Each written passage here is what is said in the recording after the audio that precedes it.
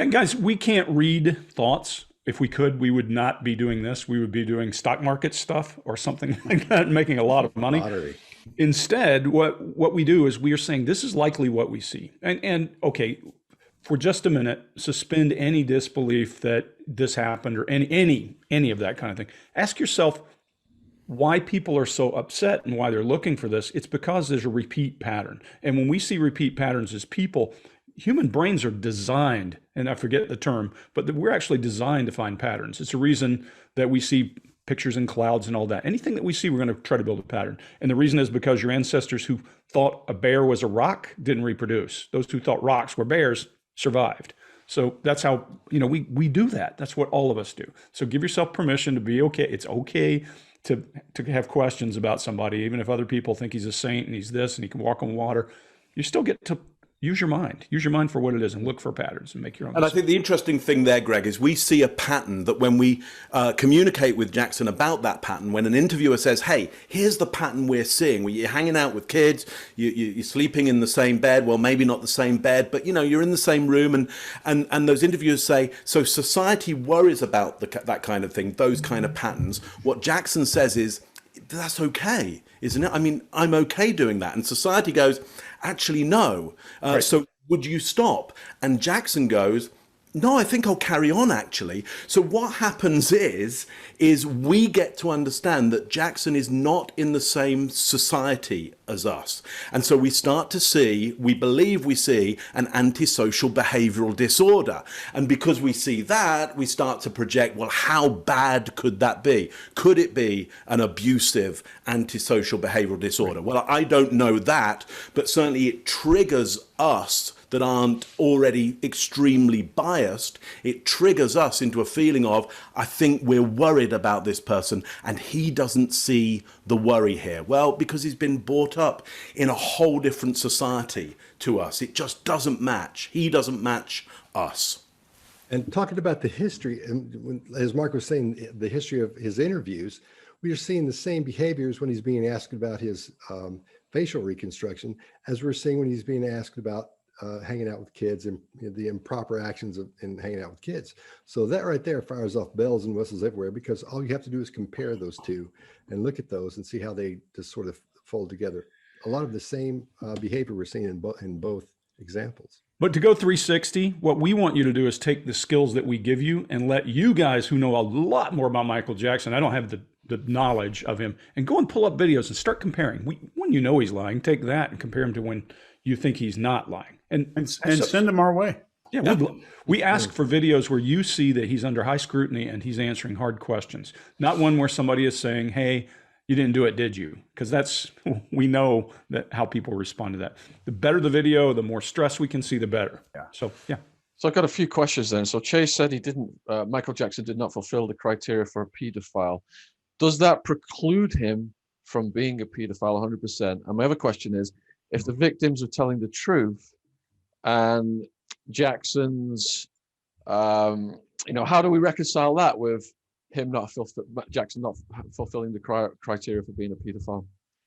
So him not fitting the criteria or the behavioral profile doesn't make much of a difference. You're still capable of doing it. It just makes you statistically less likely to be an offender. Okay, so if the victims were appearing truthful, then would that therefore increase the likelihood of that? Could be, but as we said earlier, if those were false memories, or they grew up with someone feeding that stuff to them from a very young age, even looking at a photograph, and then, so let's say a parent shows him a photograph, which is an authority figure, so that's step one in giving someone a false memory is authority. Shows him a photograph of him and Michael Jackson, and then tells a story associated with it. It becomes a lot more vivid, and it's easier to put that in as a real memory. So every one of you individually, Shaun, what's your first memory? And I guarantee you, when you tell me your first memory, it's not your memory altogether. It's pieces that you've had fed to you along the way, because you'll say, did it? And your parents will go, oh, yeah, that was. And so you get texture. And you remember things as an adult. You can't remember like a child.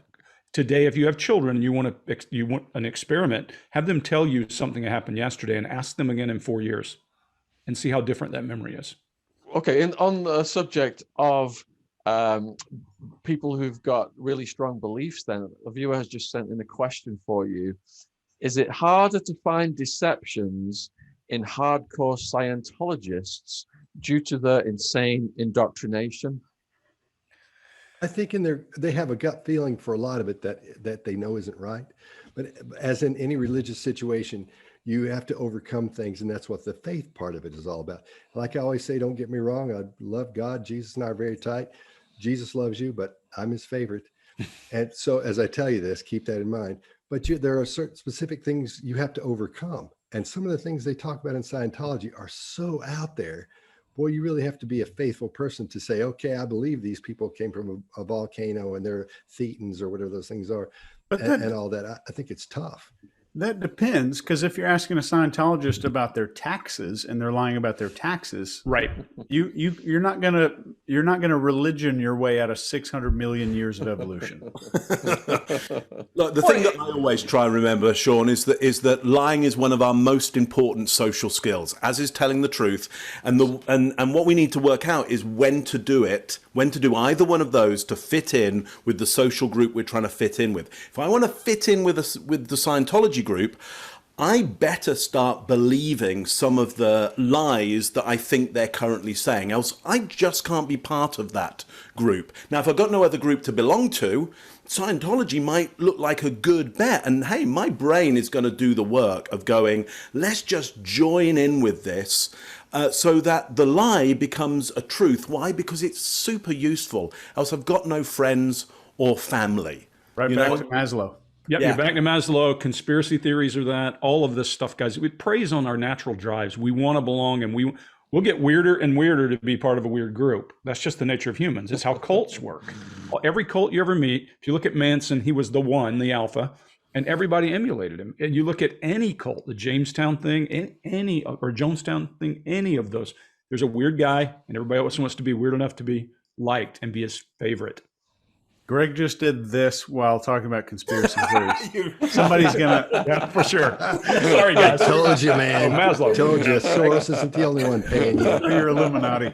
See what I'm saying, Shaun? Listen, very careful. I just put my hands on my head in a Masonic symbol. Oh no! We got another question from the live chat. Does the behavior panel have experience of people with multiple personalities? I do. Could you expand on that? Sure. A long time ago, maybe 13 years ago, I started studying dissociation and whether or not multiple personalities could be deliberately created in a person.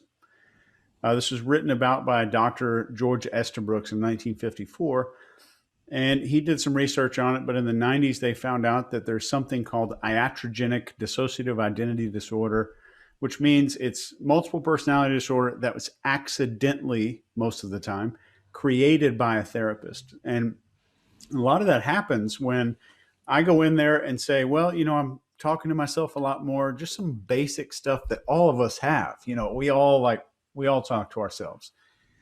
Right, guys? Yeah, sure we do. Just join in with it. Whatever makes you comfortable, Chad. Let's say the doctor gives me let's say I get a survey. He gives me this little survey that looks very clinical, and then he reads the results. He's like, "Oh, you've scored very high. What would you like to name that part of you? How often does that part of you?" So now his language starts to separate that and make it two things.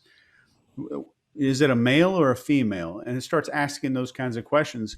And depending on, there's some factors, but the number one leading factor is a psychological factor called fantasy proneness, is what they say, which can lead to the accidental creation of dissociative identity disorder.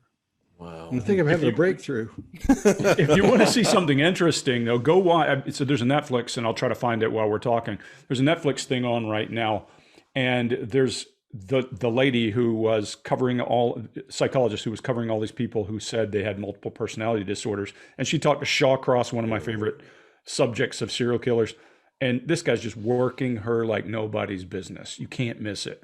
He's trying to get away from some of the punishment he's going to get. So you got to be careful with that as well.